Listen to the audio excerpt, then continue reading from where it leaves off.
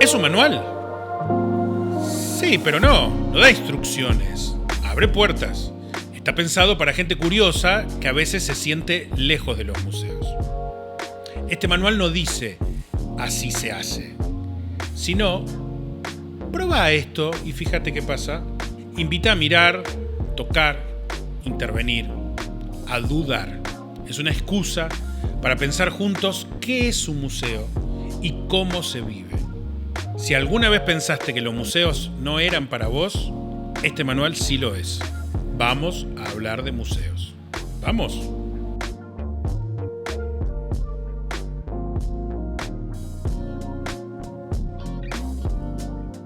La pregunta suena simple, casi de escuela.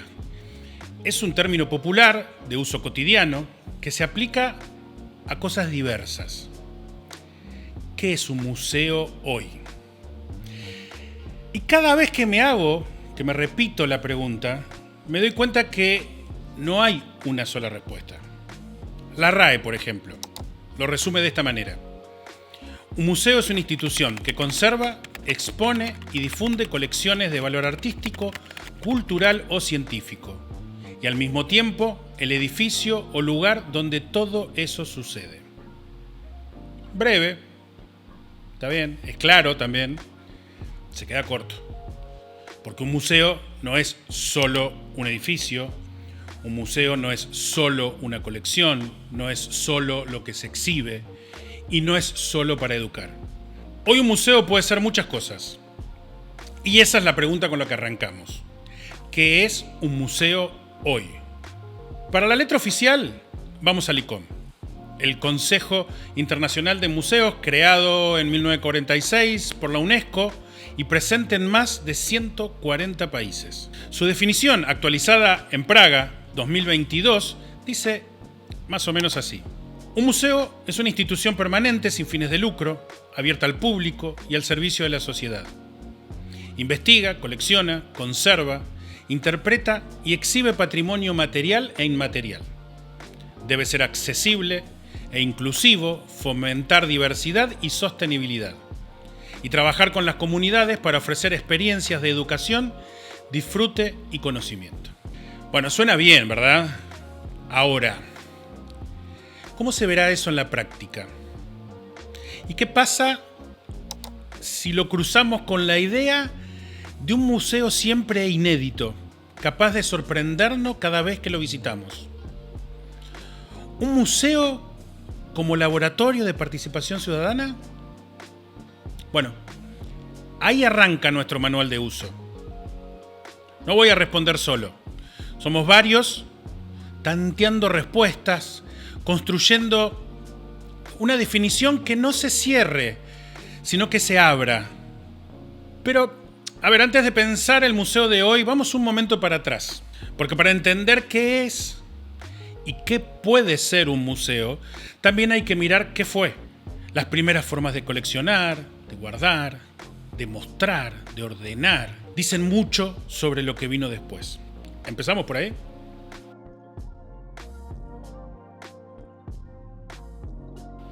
Los museos nacieron en la Edad Moderna, pero el deseo de coleccionar y transmitir saber viene de mucho antes.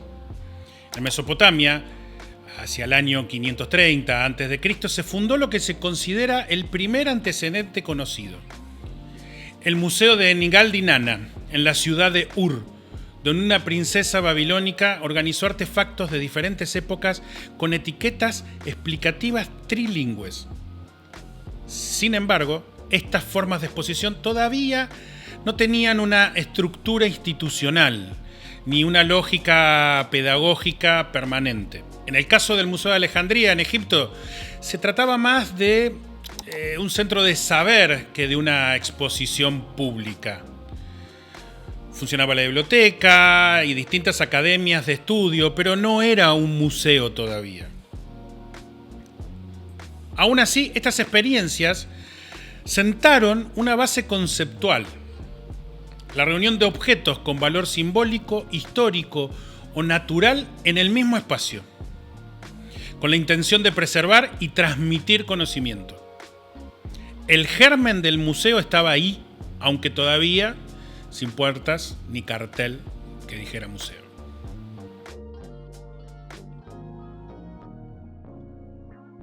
Durante el Renacimiento europeo, en los siglos XVI y XVII, se consolidó la pasión por coleccionar. Es la época de los gabinetes de curiosidades. Nobles, burgueses, ilustrados y científicos empiezan a reunir objetos llamativos, extraños o difíciles de clasificar. Fósiles, animales disecados, piezas arqueológicas, mapas, instrumentos astronómicos y distintos artefactos que llegaban de Asia, América o África.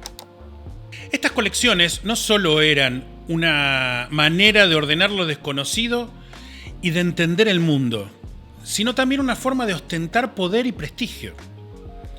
Tener un gabinete era mostrar al mundo que nada del mundo, ni natural ni sobrenatural, le era ajeno. Pero estos gabinetes no eran museos, y mucho menos públicos. Estaban alojados en salas privadas, muchas veces dentro de palacios, y se accedía solo por invitación. El coleccionismo de esta época es todavía un privilegio de las élites, una forma de acumulación simbólica. No se trataba solo de juntar cosas valiosas, era acumular prestigio, saber, poder, lo que hoy podríamos llamar, al estilo de Bourdieu, capital cultural. Objetos que hablaban del mundo, sí, pero sobre todo hablaba de quién los poseía. En estos gabinetes ya convivían dos tensiones que atraviesan al museo moderno: la necesidad de clasificar y sistematizar y el deseo de generar asombro y curiosidad.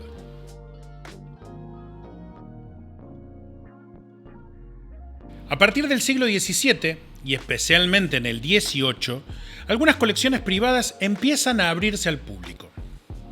En Basilea, en 1661, la universidad y el municipio compran el gabinete Amerbach para preservarlo como patrimonio común. En 1683, en Oxford, el Ashmolean Museum abre sus puertas con colecciones donadas a la universidad, convirtiéndose en el primer museo con acceso regulado al público. En Roma, los museos capitolinos, un conjunto de museos ubicados en la Piazza del Campidoglio, fueron abiertos oficialmente en 1734 por el Pío Clemente XII. Por primera vez, cualquier ciudadano podía acceder a colecciones que antes solo estaban reservadas a la nobleza. Escrituras grecorromanas, arte sacro, monedas antiguas, pinturas y objetos históricos. Hoy, en estos museos capitolinos pueden verse obras de Caravaggio, de Rubens, de Tintoretto y la famosa loba capitolina. Estos pasos iniciales marcan el tránsito del coleccionismo privado a la institución pública. En este cambio aparece un nuevo protagonista: el Estado. Y junto a él sus universidades, academias y espacios de saber que comienzan a moldear el museo como un bien colectivo. El museo empieza a pensarse como algo ligado a la educación, a la circulación del saber y al ideal de una sociedad más culta. El proceso se acelera en Inglaterra y Francia. El Parlamento inglés, a partir de una ley, acepta la colección donada por Hans Sloane y crea un museo público para alojarla. Ese museo es el British Museum, abierto al público en 1759. La Revolución Francesa declara propiedad del pueblo las antiguas colecciones reales e inaugura el Louvre en 1793. En ambos casos, los objetos que habían sido patrimonio de monarcas o élites pasan a exhibirse como símbolo de soberanía cultural y educación pública. Sobre el origen colonial y a menudo saqueado de buena parte de las piezas de estos museos, hablaremos en otro momento.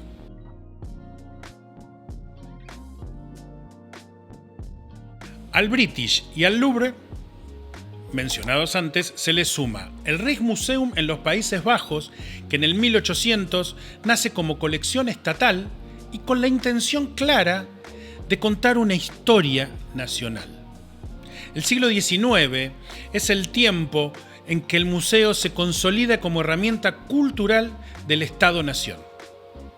En pleno proceso de formación de los nuevos estados europeos, los museos se multiplican y se profesionalizan.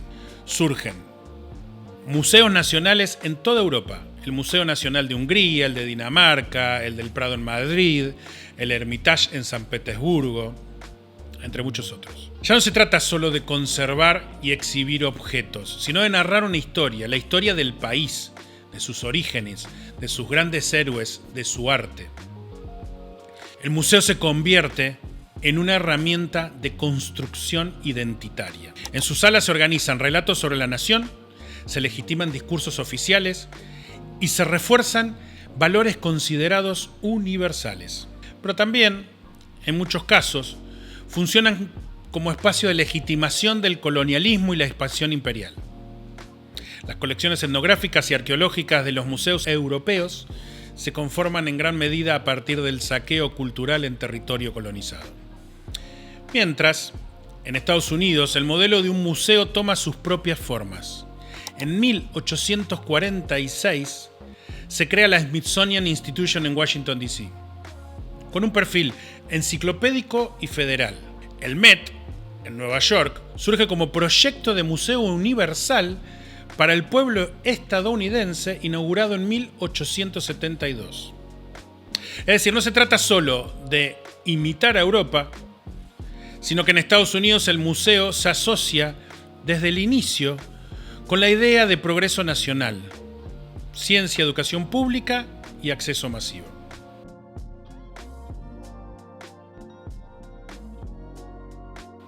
Durante la primera mitad del siglo XX, la cantidad de museos creció como nunca. De unos 2.000 museos en 1900 a más de 12.000 hacia la década de 1960. Sin embargo, la mayoría sigue siendo un templo vertical del saber. Eran lugares solemnes donde se accedía a una verdad legitimada por la institución. El museo hablaba, el espectador escuchaba. En esos mismos años, un libro sacude la idea de que el museo depende de un edificio. Es en 1947 cuando André Malraux publica El Museo Imaginario y afirma que la fotografía permite crear un museo sin muros. Cualquier persona puede reunir en un libro, o en su propia cabeza, obras de todas las épocas y lugares. Mirar arte deja de exigir un palacio solemne. Las imágenes viajan, se justaponen, se reinventan, y de a poco el poder de decidir qué es patrimonio empieza a desplazarse, aunque el museo físico sigue en pie. Pero en esa época las transformaciones sociales, las guerras mundiales, las nuevas pedagogías y la expansión de los movimientos sociales cuestionan la forma tradicional del museo. Aparece la necesidad de abrirse, de dialogar, de poner en crisis el rol del museo como autoridad única. Esa apertura se concreta en 1971 en Francia con los ecomuseos de Rivière y de Varennes. El museo sale del edificio y se hace comunidad. Ese mismo espíritu toma forma con fuerza en 1972 en la Mesa Redonda de Santiago de Chile. Así se redefine el museo como una institución al servicio de la sociedad y del desarrollo. Se introduce la idea del museo integral, comprometido con su contexto y con las necesidades de su comunidad. Esta declaración marca un punto de inflexión en la museología latinoamericana. El museo deja de ser una cápsula cerrada y se convierte en una herramienta de transformación social.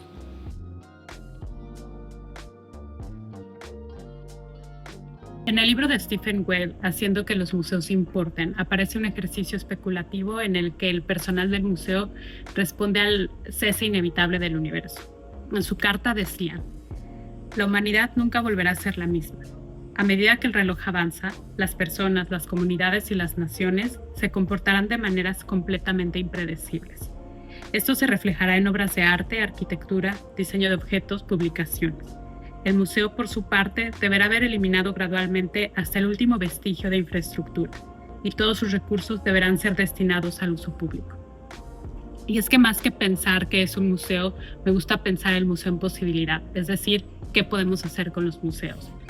Se trata de abandonar el proyecto moderno civilizatorio, de abandonar estos museos que se conciben a partir del sistema discursivo europeo y que solamente se adaptan a nuestras circunstancias. Se trata de imaginar en lo situado, en lo común.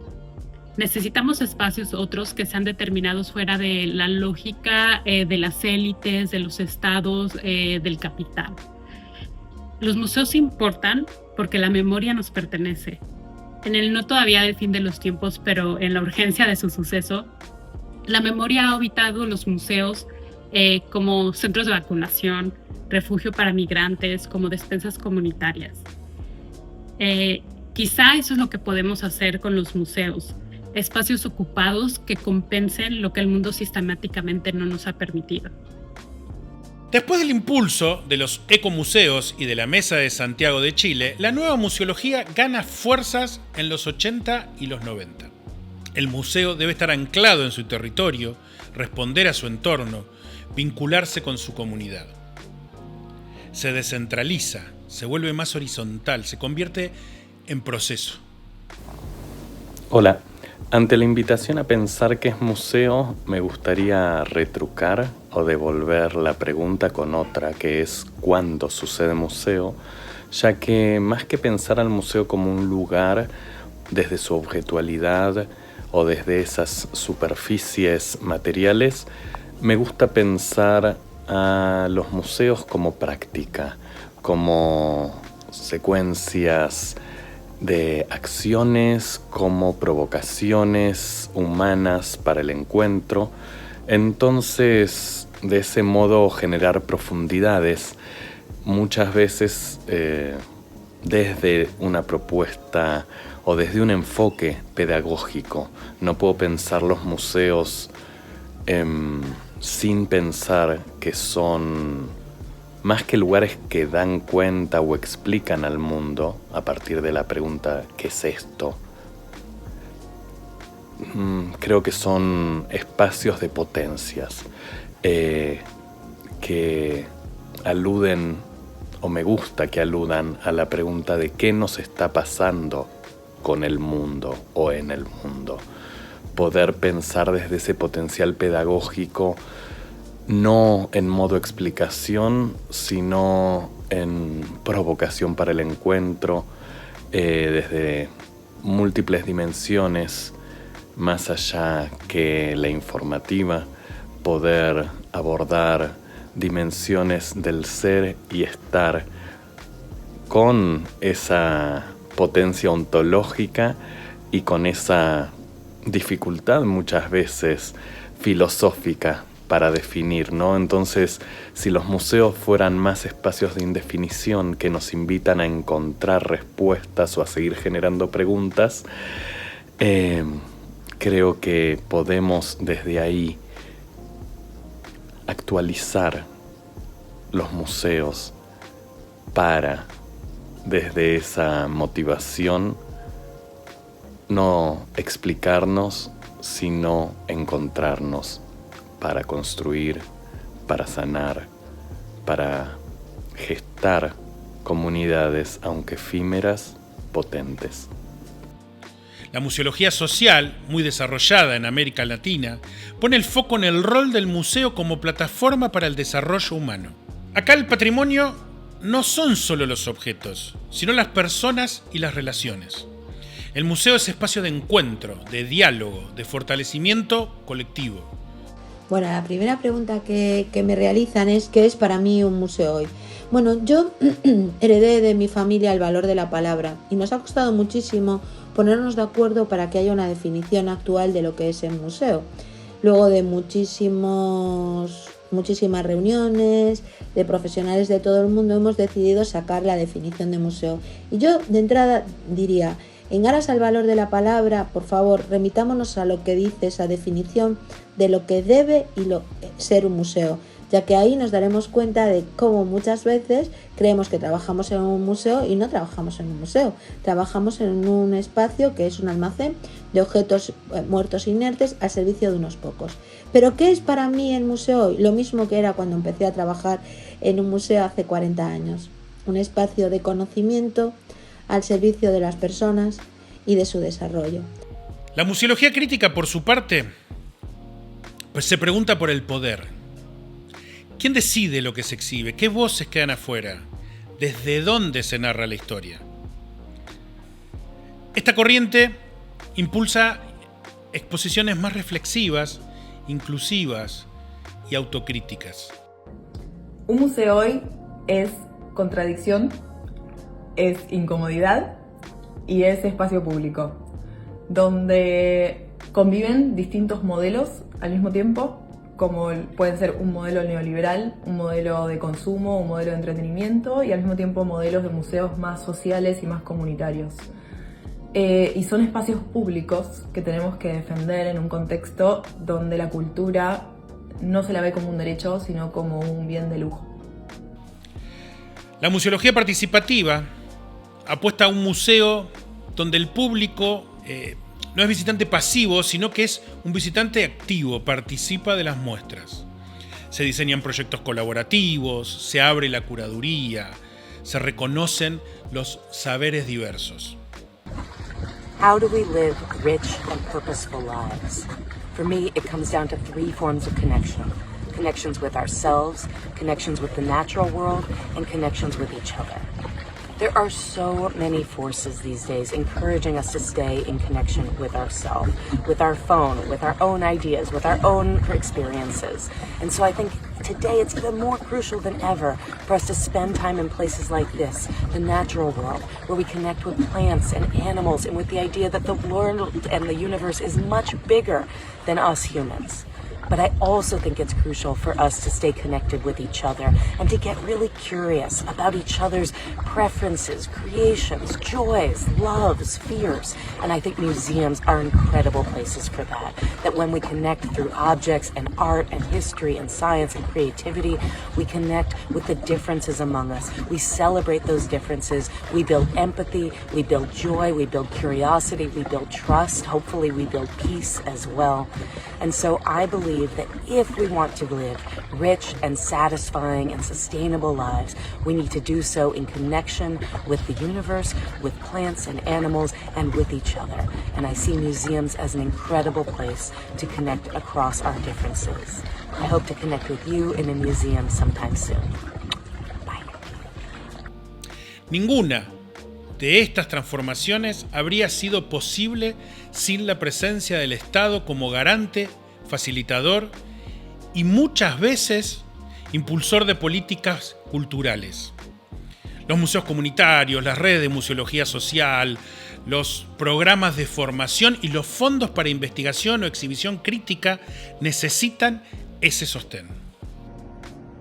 Many of our democratic institutions are under unprecedented threats.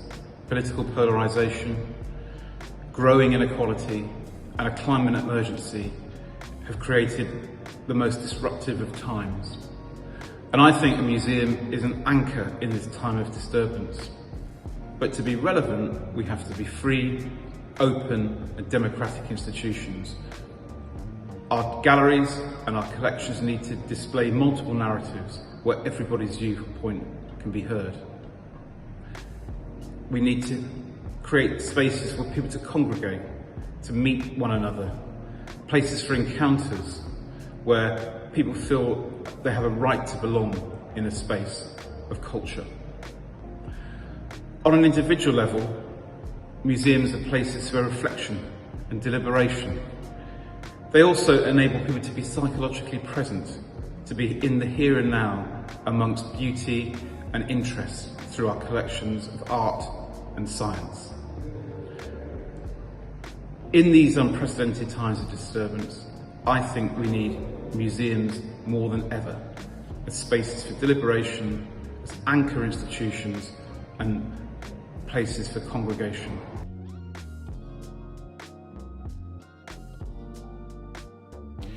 Latinoamérica ha desarrollado una museología propia, profundamente influenciada por su historia política, por sus desigualdades, por sus movimientos populares.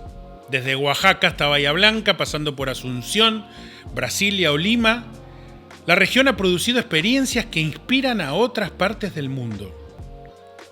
Son museos vivos, en movimiento, que escuchan a sus comunidades y dialogan con el presente.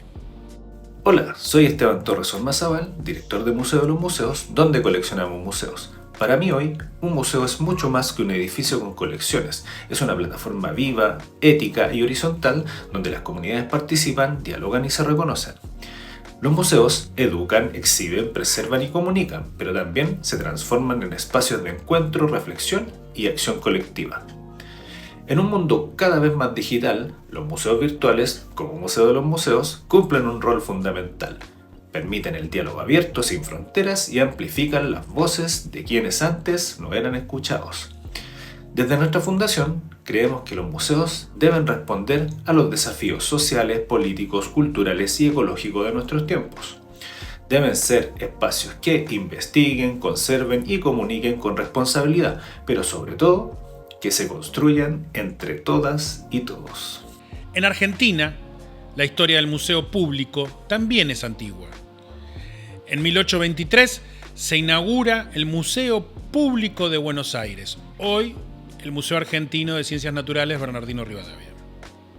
Luego vendrán el Museo Histórico Nacional en 1889, el Museo de la Plata en el 1884 y el Museo Nacional de Bellas Artes en 1896.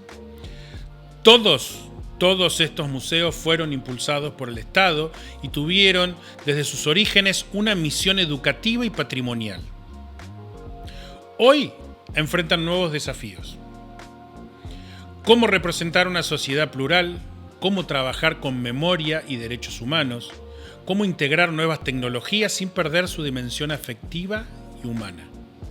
Hola Cristian, trataré de responder tu pregunta. Un museo para mí hoy es un intercambio fluido entre la comunidad, el edificio y las personas que trabajan en él.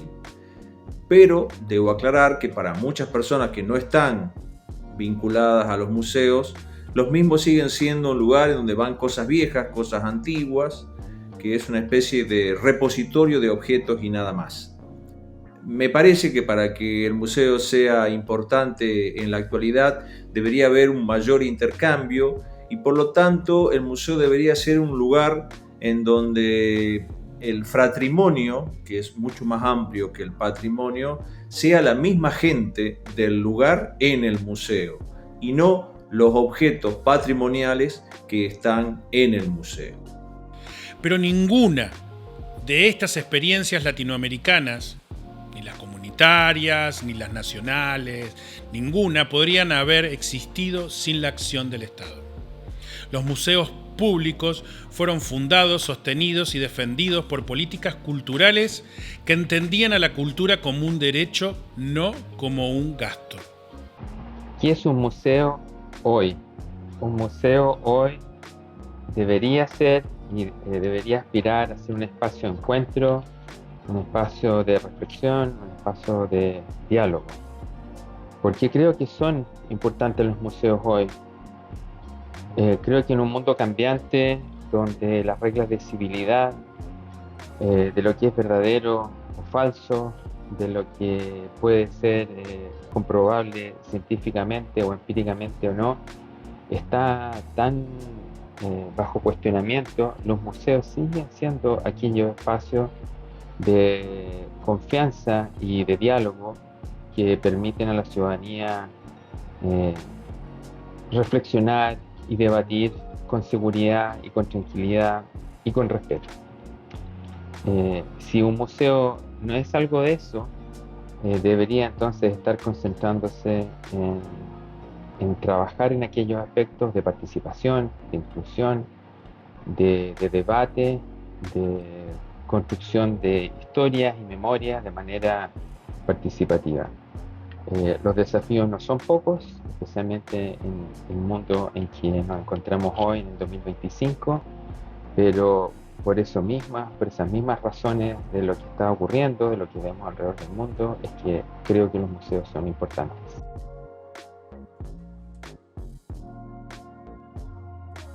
Bueno, entonces, ¿qué es un museo hoy?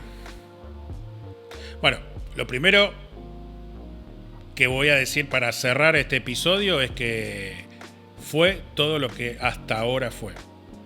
Porque además hay museos sin colección, museos sin salas, museos virtuales, museos vivos, museos habitados, museos que escuchan más de lo que muestran.